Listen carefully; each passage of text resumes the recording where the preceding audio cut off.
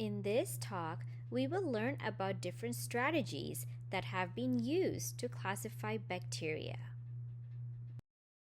It is estimated that life began on Earth around 3.5 to 4 billions of years ago. The first living organisms that evolved were the prokaryotes.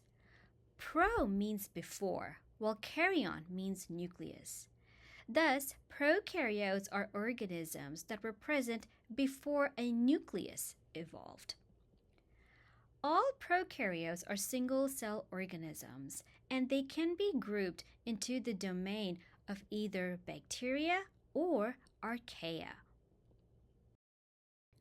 All prokaryotes do not have any membrane-bound organelles, and thus their cellular composition is much more simpler than eukaryotes.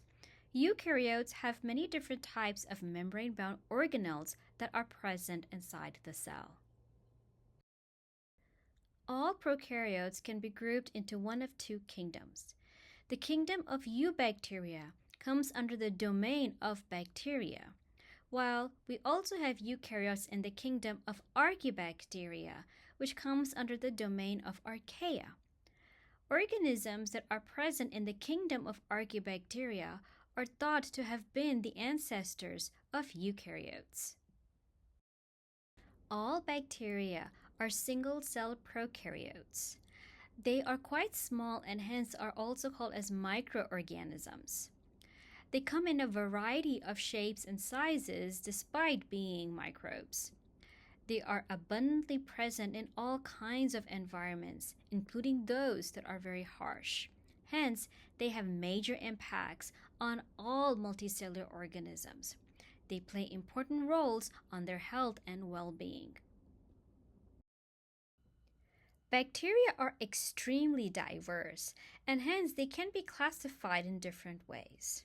The classification of bacteria was traditionally based on their morphological characteristics and their biochemical characteristics. However, recently, classification of bacteria is based on their genetic characteristics. In the past, bacteria were classified based on morphological characteristics, including shape. Bacteria that were round in shape were called as cocci, and the singular of cocci is coccus. Depending on how many bacteria were associated with one another, we could have a diplococcus, a tetrad, a streptococcus, where the round bacteria were present in chains, or a staphylococcus, where they were present in bunches and hence gave the appearance of grapes. Bacteria, on the other hand, that were rod-shaped were called as bacillus, whereas those that were short rods were cocobacillus. Fusiform bacillus were those that were elongated, while comma-shaped bacillus were called vibrio. Spiral-shaped bacillus that were small were spirillum, whereas the ones that were longer were spirochetes. Other morphological features that were taken into account for classification were the type of colonies that were created by the bacteria. This took into account the color, the shape, or the edges of the colony. The ability of the bacteria to move also played an important role in classification. Those that moved were called motile, while those that did not have the ability to move were non-motile. The motility is usually associated with the presence of flagella, and hence flagella staining could be done to determine whether the bacteria had only one flagella or more than one flagella. The staining patterns using different types of staining techniques like gram staining allowed us to classify bacteria whether they were gram-positive or gram-negative, or in some cases whether they were acid-fast. The presence or the absence of a capsule were also taken into account during classification. Some bacteria had the ability to form spores, and that was also taken into account. In addition to morphological characteristics, biochemical characteristics were also considered for classification purposes. This classification was based on the results of different biochemical reactions, and there were many biochemical tests available. Some included the ability to ferment different types of sugars. This usually resulted in a change in the color of the medium in which the bacteria were growing. The ability to lyse or agglutinate blood was also considered, as well as the susceptibility or resistance to different types of antibiotics. Some biochemical characteristics included detecting the presence of certain types of enzymes, like the presence of catalase that is known to break down hydrogen peroxide. While for the longest time, biochemical and morphological characteristics played an important role in the classification of bacteria, the moment DNA sequencing became more widely available, classification based on nucleic acid analysis became more popular. The 16S ribosomal RNA gene is a very common target that is used for classification purposes, and it was proposed by Carl Woese to use this as a way to classify bacteria. The 16S ribosomal RNA is part of the smaller ribosomal subunit, which is the 30S ribosome. It has different variable regions denoted by the alphabet V, and it also has some conserved regions. These variable regions are different in different types of bacteria. The 16S ribosomal RNA can be used for the classification of archaebacteria as well. In addition to looking at the 16S ribosomal RNA sequences, scientists also look at the relatedness in the DNA sequences obtained at other regions in different bacteria. They look at the genome size, as well as the content of guanine and cytosine, as well as the thermal stability of the DNA. We also look at DNA reassociation characteristics, and all of these are taken into consideration for classification purposes. A major breakthrough happened when a powerful technique called metagenomics was invented. In this technique, we can identify the different bacteria present in a sample without growing them or culturing them. In the past, any type of DNA analysis had to be done by growing the bacteria. With metagenomics, we can use any sample from any source and determine what bacteria are present. It usually involves obtaining the sample and extracting the DNA from that sample, which would have the DNA of all the bacteria present in the sample. The DNA is then fragmented and is sequenced. There are many DNA sequences that are thus obtained, and then they have to be assembled. Once the DNA are assembled, then different programs are used to find the different genes and start annotating the genes. Once that occurs, phylogenetic trees that helps with the classification process can be done.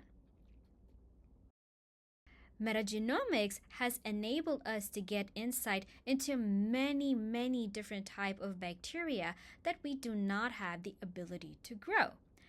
Based on the genetic analysis, now the classification of bacteria has undergone many changes. We now know that there are many phyla that are present. The phyla are determined by similarities in the 16S ribosomal RNA for the most part. The nomenclature for the different phyla are revised periodically, and the names that we use today may not be the same in the future. Some common phyla that we will look at are cyanobacteria, proteobacteria, firmicutes, and actinobacteria. The phylum of cyanobacteria includes autotrophic gram-negative bacteria. These bacteria are able to use light in order to generate their own organic carbon compounds using carbon dioxide. They were formerly called as blue-green algae. However, they are not algae because algae are eukaryotic organisms, while cyanobacteria are prokaryotes.